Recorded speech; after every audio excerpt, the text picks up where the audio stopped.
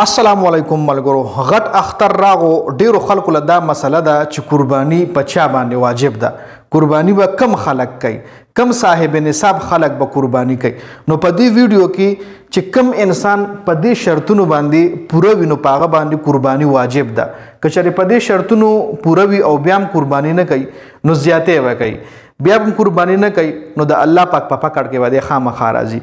ځکه دا پنځه هغه شرطونه دي چې په دې باندې یو انسان مطلب په دې شرطونو باندې یو انسان پرفیکټلی فټ شو نو هغه باندې قرباني واجب ده په دې پنځو شرایطو باندې په دې ویډیو کې ډیټیل سره خبره کوو نو تاسو به خپل پوه شئ چې قرباني په کومو خلکو باندې واجب ده ټول نه پهله کده کې تاسو ګورئ قرباني به هغه سړی کوي چې مسلمان وي جی نو منې شرط دی کې دا مسلمان لکه په غیر مسلمه باندې قرباني واجب نه ده غیر مسلمه قرباني کوي نه او نه په واجب ده او نه غي د دې دغه نه خبر دي نو چې کم سړی مسلمان وي ورپسې دویم چې کم دی بالغ مطلب چې بالغ وي ډیر خلک وي هغه صاحب نصاب خلک وي مالدار خلک وي د وړو ماشومانو قرباني کوي نو کې څه بدیت نشته دي خو چې بالغ وي او په دې نورو شرطونو پوره وي او قرباني نه کوي نو زیاتې به کوي دریم شرط دی کې دا د عاقل مطلب دا دی چې عقل کار کوي لکه دا نه چې لیونی وي په لیونی باندې قرباني واجب نه ده غواړي چې یو انسان دی او دغه عقل کار کوي عاقل دی هوښیار دی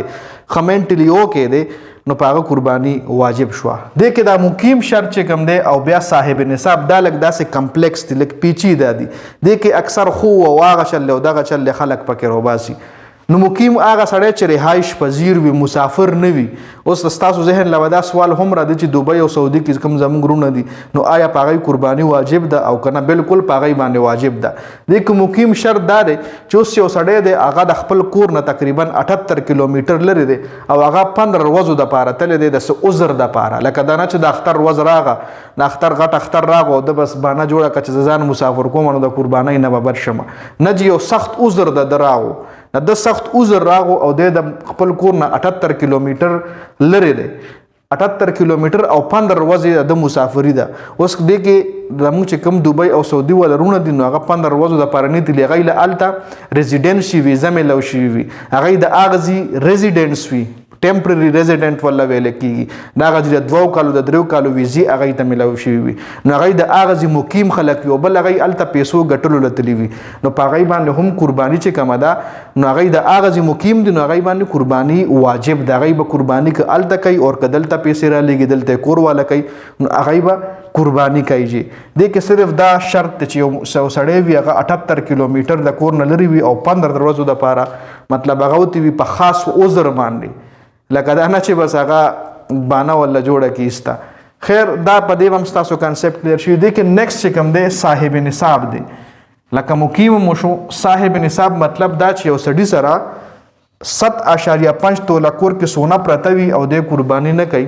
نو دا دې زیاتې کوي په د قرباني واجب ده چې د سره 7.5 توله سونه پرته وي په کور کې ښه که چېرې 7.5 توله سونه مو ورسره نه وي کور کې ورسره که چېرې 52.5 توله چاندي پرته وي نو هم به د قرباني کوي اوس 52 تولې چاندي خو به چا کریا وي چېرته کمتیر په چاندۍ باندې سکسه کوي خو سونه خو خلکو کوي که نه ځکه دومره سونه م ورسره ني دومره چاندي م ورسره ني نو بیا د دې چاندۍ عمره قیمت که چېرې هغه سره په کور کې هغه عمره پیسې وي چاندي که نن سبا تاسو ګورئ 8500 باندې تقریبا توله ده نو 52.5 چې 8500 کې ضرب ورکوي نو دې نه راځي 4,46,000 روپۍ ته جوړیږي نو چا سره که کور کې 4,46,000 روپۍ هم پرتی وي نو هغه هم قرباني کوي بل که چېرې 4,46,000 روپۍ هغوی سره په کور کې نه وي خو هغه یو دکان دی تجارت کوي د هغه یو دکان دی او هغې کې هغه سره د 5 لکو نه زیاته سودا ده وایي نه بس یاره ما سره خو سونه هم نشته او ما سره خو چاندي هم نشته او کور را سره نغدیت هم نشته زه قرباني نه کوم نه جي ستا چې کوم دکان دی د هغې قیمت چې کوم دی هغه 4,46,000 نه زیات دی نو ته به قرباني کې پتا قرباني واجب شوه نو اوس وګورئ د سر نه یو سړی مسلمان دی عاقل دی بالغ دی بیا عاقل دی سوچ سمج لري بیا هغه مقیم دی ښه په خپل کور کې اوسېږي که پردي کور کې اوسېږي خو ریزیډنټس دی بیا ورپسې صاحب نصاب دی صاحب نصاب وګورئ تاسو چې دونه پورې هغه سره کیش وي که نه کور کې دونه پورې کیش هغه سره یا دونه توله سونه ورسره یا دومره توله چاندي ورسره یا دومره ورسره کیش وي 4,46,000 روپۍ وي هغه سره یا که د دې حساب سره هغه سره په کور کې نور څه سامان پروت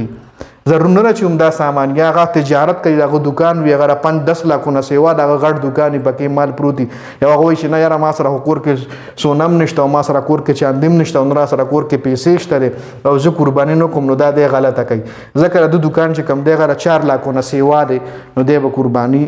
ضرور کوي نو دا خبرې دي نور پراپر ریسرچ په هم تاسو کولی شئ باقاعده د خپل کلي مولانا صاحب علیم صاحب نه هم دې حوالې سره پوښتنه کولی شئ خو قرباني کول چې کوم دی یوه ښه خبره ده سنت ابراهیمي دی موږ له پکار دی چې بړ چړ کړ دی کې حصه واخلو او چې کم انسان قرباني کوي نو الله پاک دغه په مال دولت کې ضرور برکت اچوي ځکه دا قرباني کول هم ته د الله پاک په لاره کې یو قسم لا خیرات کې بل قربانۍ کې د دې خبرو نه اجتناب کولی چې د ما غوښه کم ورسېده یا د غوښه یا د ډوکي کم ورسېدل یا فلانی مازغه ولې یوړل یا فلانی لرې ولې یوړل یا فلانی د خپه ولې واغشته دا بس کمپلیټلی ته چې قرباني کې ستا به صرف او صرف سوچ دا وي چې زه د الله پاک د رضا دپاره کوم د غوښې لالچ د اډوکو لالچ د لرې د خپو د دماغو لالچ په بیخي د زړه نه وباسي ټول هر قسم لالچ چې ستا کم په زړه کې وي وباسي بل چې کم سړی دغه قربانۍ څاروی راولي نو هغه به هم ته د زړه نه خیرې وباسي دا نه چې هغه څاروی روستې او ته سبا ورشي وګورې او لکه دا دې سره روستي مړه دا دې په 4 لکې تا لږ دا غوا درکوړله په 4 لکې تا لږ دا میخه روستله نه جي اوس هغه روستې د هغه اخلاص کړی دی هغه منډه تړه وهلې ورپسې په منډایانو کې ګرځېدلې هغه رسک اخیستلی نن سبا د ناور څونه رواني کوي اکثر قربانو کې کیسز راځي چاله ډغره چاله خپه مات کړي چاله لاس مات کړي راځي کیسز چا نه تښتېدلي نو هغه یو رسک اخیستلي تلي وي څاروي پسې څاروی درله راولي او بیا ته سبا ورشي حجره کې کښېنې او مړه دا دې سره اوس خپه په خپه راواړې او ګرانه دې راوستې ده او پړه کې دې بغض راشي پړه کې دې هغه کنجوسي غوندې راشي نو دا ته خپله قرباني خرابې